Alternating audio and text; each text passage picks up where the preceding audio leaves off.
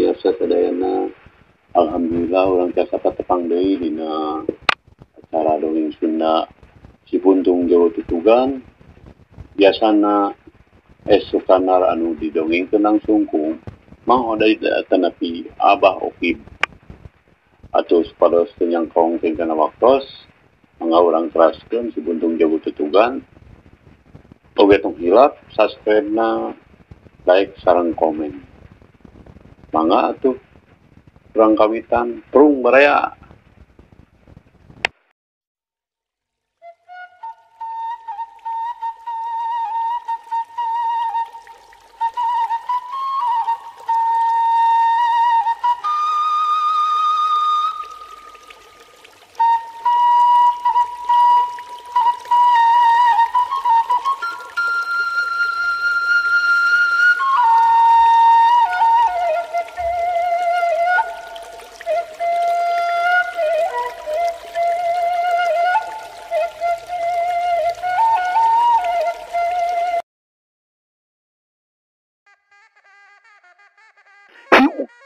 Lengan buntung na ngatius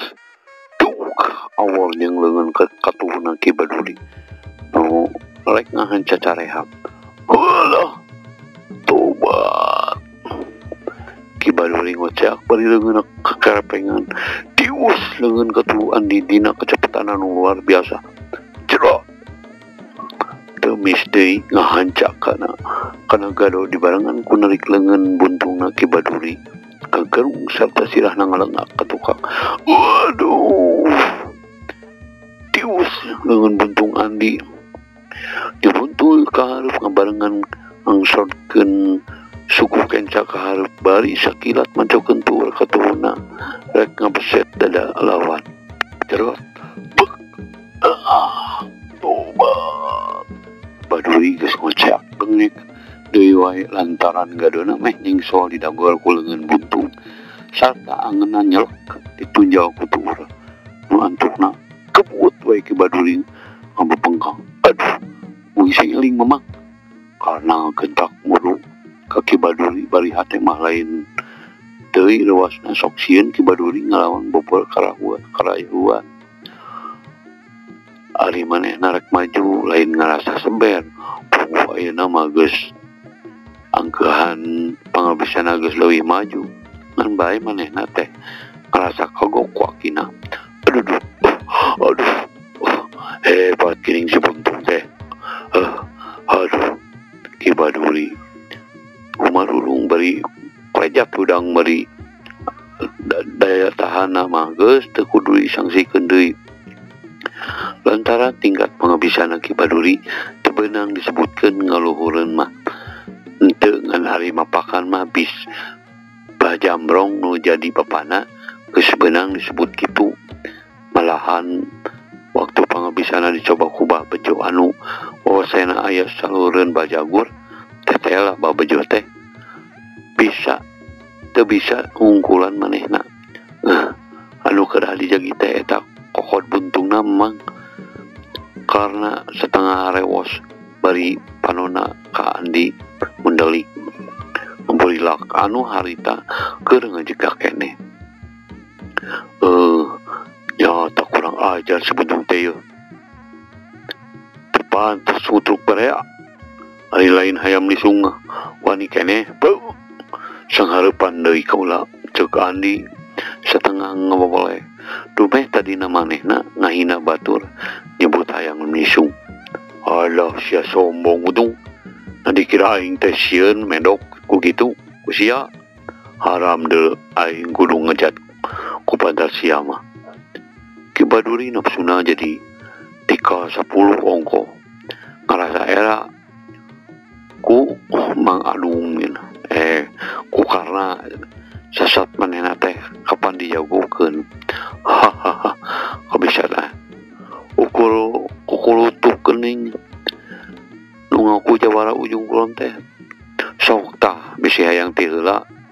bilih hoyong malas mangga pilarian awak kuring nu hipu ceuk Andi bari nonggongan es tuning matak edan pikeun Ki Baduri diboleh model kitu teh baik sia atuh moal bisa calangap deui si ayeuna mah urang ajar sia lantaran geus teu bisa ngawasa amarahna sabrut bae Ki Badurina lajeng can gana-gana nggunakeun pakalang lantaran hayang ngajajal lawan aku lemor baku nama manehna hayang ngebinasa lawan ku tenggelan ujunganana andiri katingkrak hiu tenggelan kepang narek dipake ngahancap pinggelang lawan ontong sombong sia jurik bisa Ki Baduri ngekentak narik deui leungeunna bari malik nuturkeun posisi lawan sabrut peureub kencana rek ngahala careham coreat andi dina gerakan panggami bari langsung ngahumbatkeun leungeun buntungna rek dipake ngahancap punduk tapi Ki Baduri nunggeus ngarasa hiukna angin tukangeunana ngagentak malik 80 derajat kilak ngabalieurkeun beungeutna nyingkahan benturan leungeun buntung leungeun buntung anu dikepang ku leungeun katuhu hiu peureub kencana nyong rek nyengsolkeun caream tapi anu rikat ngareundek marangan suku katuhna ngangsol sakilat narik leungeun buntungna bari leungeun katuhna dipake nakis tenggelan lawan tiwas leungeun buntung dina kecepatan anu luar biasa terus nyuruntuh ka hareup nenggel pesan kana dada Ki Baduri kontan ngedayang-dayang anu saterusna ngacungkal nang karak pengkang bari oro utahkeun getih hirup jeung aing ayeuna mah lawanna si Andi karena barang mireungeuh Ki Baduri utahkeun getih lat bae poho dina naon-naon nu antukna manehna luncat bari ngagorok ka hareupeun Andi tahan nana tahan Aki Mursid ngagorok sarta ngagetak luncat ka hareupeun karna mungkur Aki si Andi teh memang musuh bubuyutan cekarna bari napas ngahegak kabawa ku amarah nu lain dari rongkana sabarna ujang leuwih hade hayu urang balik Aki Mursid bari karawak kipangan leungeun kana moal Aki abdi moal balik moal nyamperkeun kolot anu teu nya ka anakna lepaskeun cekarna bari ngepeskeun leungeun Aki Mursid corerap manehna kagigieun Aki Mursid sarta langsung ngagapruk ka Andi ngan bae Andi ngagentak loncat nyingkahan panarajang baku nama ngaragangan ka Aki Mursid ari hatena mah kasidang keremetna cacakan lamun harita teu keur jeung Aki Mursid karna teh rek di pangprat sok sanajan jeung Ki Baduri oge teu matak jadi kimil sacango buuk oge rek ditambul digali dihijikeun jeung tutug oncom sigana teh montong ngejaja Andi bareto aing katitih pangarti hayo urang patutunggalan jeung aing cekarna napasna beuki ngahegak pokok sasatna nafsu kabungung amarah teu bisa budal lantaran Andi teh nembong sikep nu rek ngayonan sabar karena ujang teu hade maneh kitu peta teh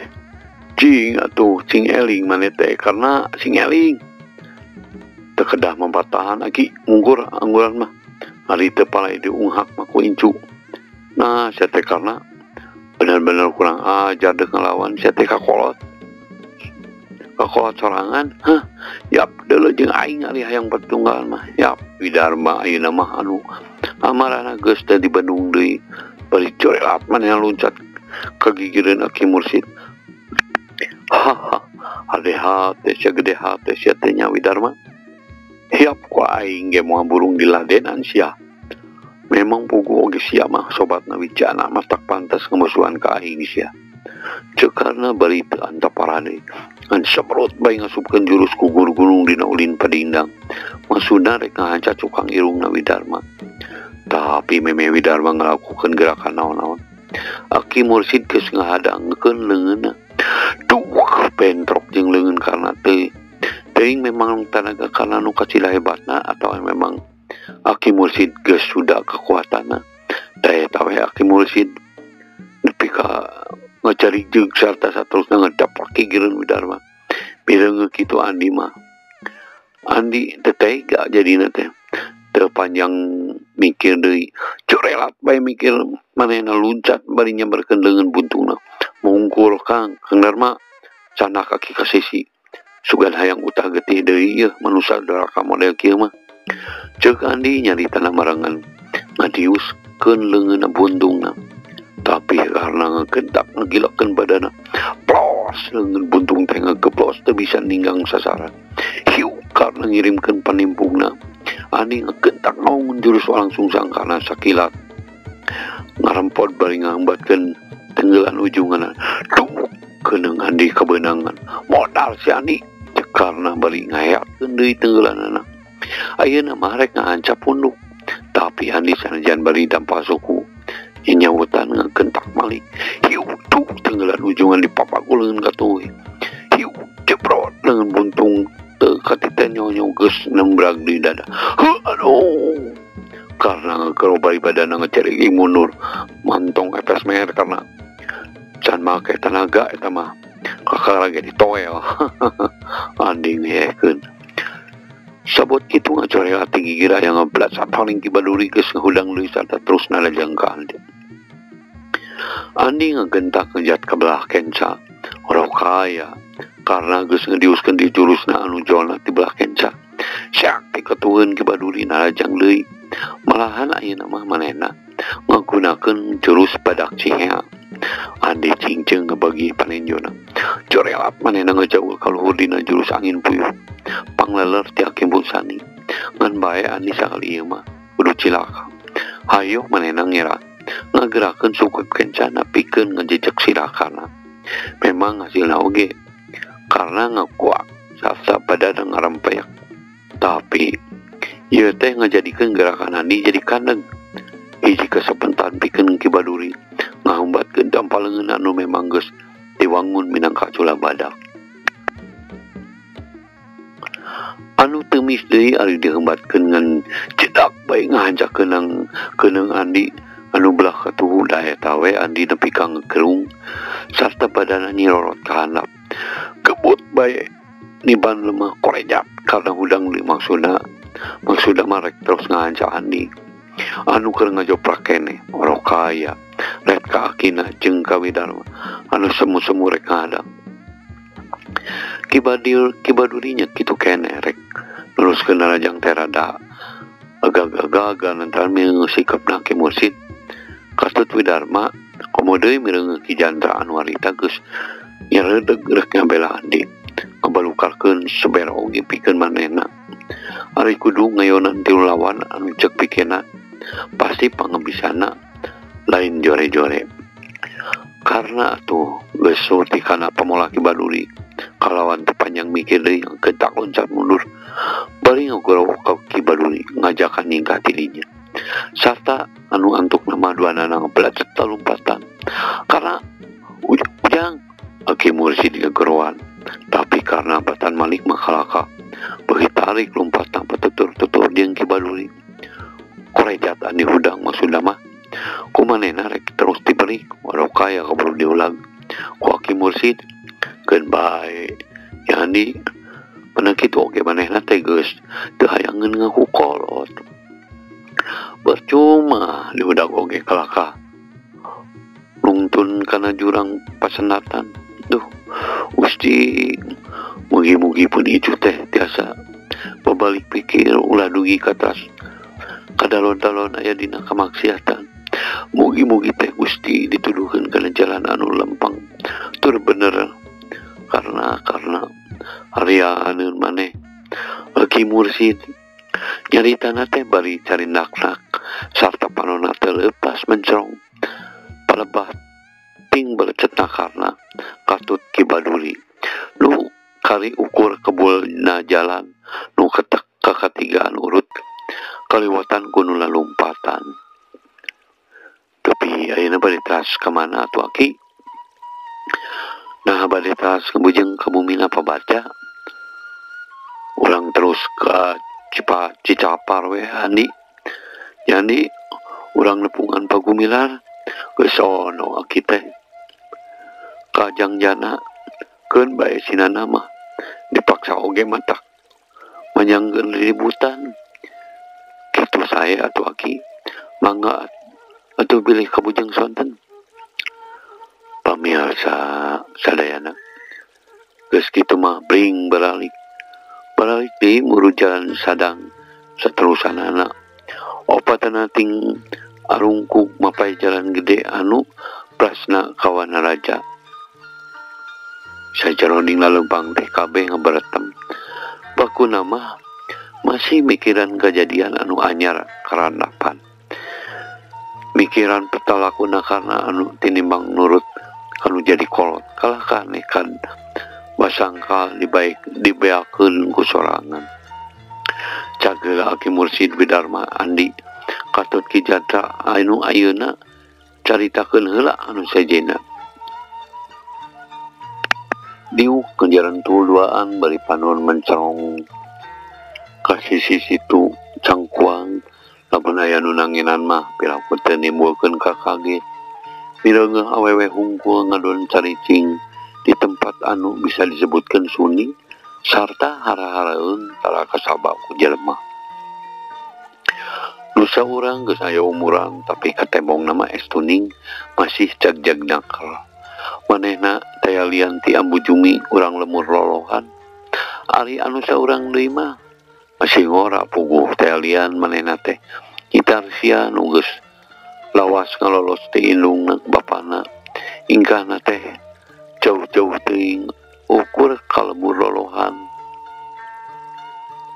iruruk di ibana ambu jumi waktu ngalolos numimiti oge nyaeta nalika bubureyeungan gitar sia teh saenyana mah diampian ku ambu jumi hari teh nyitar sia ngabelecet ka pelebah situ cangkuang papanggina jeung ambu jumi puguh nyahueun pisan yen anak Nabi Ijati lemur ujung terus bae diajak ka imah nah ari heug teh ditanya naon sababna matak manehna ngaloloseun ka dinya palalak bae nyitar sia teh nyaritakeun kaayaan dirina estuning taya anu didingding kelir kadenge caritaan nyitar sia teh lain deui ambu jumi watireunana malah dina ngebrehkeuna teh teu wajar bisa disebutkeun kaleuwihan mangwatirkeun kadeungeun teh ambu jumi nepi ka nyerulungkeun cipanon sarta make jeung ngakukuk segala rupa bari ngagalentoran nyitar sia anu antuk nama nyitar sia teh teu meunang indit deui ti imahna nepi ka brol ngejuru ngananyakal cenah budak umurna teu lana ngalolos anu kadua kalina oge nyitar sia ngadatangan deui ambu jumi ongkos samemehna oge geus diwawadianan deui sangkan manehna nganjrek di imana basana oge moal kapalang mikanyaah lantaran sasapna manehna teh hirep nenggelis teu sanak teu kadang atuh kalasana ku nyitar sia memang nya kalasana teh malah sakapeung tumerapna ka nyitar sia sok mata kaget kanyaahna ambu jumi anu sakitu totomprokana teh malah sakapeung mah sakarasa ku badania sarta sak kana hate oge betasa onjoyna ti indung pribadi bakuna mah dina ragap tur geterna sora nyembrehkeun ka nyaahna ku kituna nasabah lamun naon-naon ngeunahan dirina ku nyitar sia digoreheakeun kabeh ka ambu jumi hubunganna jeung andi hiji-hijina jejaka anu memang geus jadi eusi hatena kan bae teu bisa kalaksanakeun lantaran sasatna dirina geus noda katurung-turung memang andi oge geus aya boga nyaeta nyi euis anakna Haji Sobana. Waktu pemiarsa sadayana cag dugi ka dieu dongeng sunasi buntung jeung tutugan enjing urang tepang deui. Hatur nuhun ka pamiarsa anu tos satia ngabandungan dongeng Sunda ieu oge tong hilap subrek Pamiarsa ngabantos kasumangetan dina neraskeun jejer carita ieu.